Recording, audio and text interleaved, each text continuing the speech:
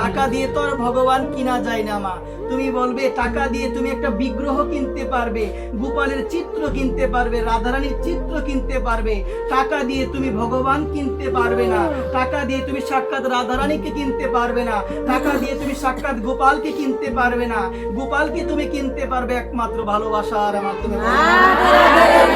এই কারণে একটাই কথা বলতে হবে, নিন্দা আদি সমস্ত কিছু পরিত্যাগ করে প্রাণ ভরে, হৃদয় ভরে, আকুল ভরে ভালোবাসতে হবে। কারণ তাকে টাকার মাধ্যমে পাওয়া যায় না। শাস্ত্র বলছে কি, কৃষ্ণ ধনে ধনী হতে হবে। কোন ধনে বলো মা আমার? কৃষ্ণ ধনে। কে গরিব কে ধনী বুঝা বড় দায়।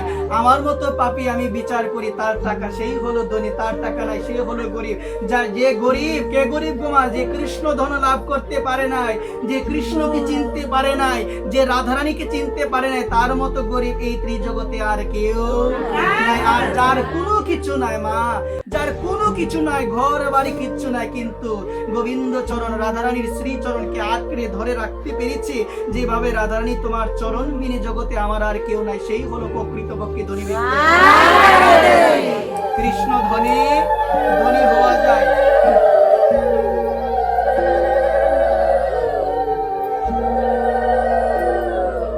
কোন ধনে ধনী হওয়া যায় মা আমার? কৃষ্ণ ধনে। তো এই কৃষ্ণ ধনটা লাভ করতে হবে মা। পৃথিবীর মধ্যে যত ধাম রয়েছে, ধরো পুরী ধাম, পুরী ধাম গেলে মহাপ্রসাদ পাওয়া যায়। কি পাওয়া যায় গো মা? পুরী ধাম গেলে মহাপ্রসাদ পাওয়া যায়। তারপরে বলছি কি, এই যে রামেশ্বর ধাম রয়েছে, ওই রামেশ্বর ধামের মধ্যে গেলে কি পাওয়া যায়? পুণ্য লাভ হয়।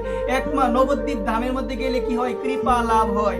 একমাত্র ধাম হলো বৃন্দাবন ধাম, যে ধামের মধ্যে গেলে কৃষ্ণ প্রেমধন লাভ হয়। বৃন্দাবনে গেলে কি লাভ হয় গো মা? কৃষ্ণ প্রেমধন লাভ হয়।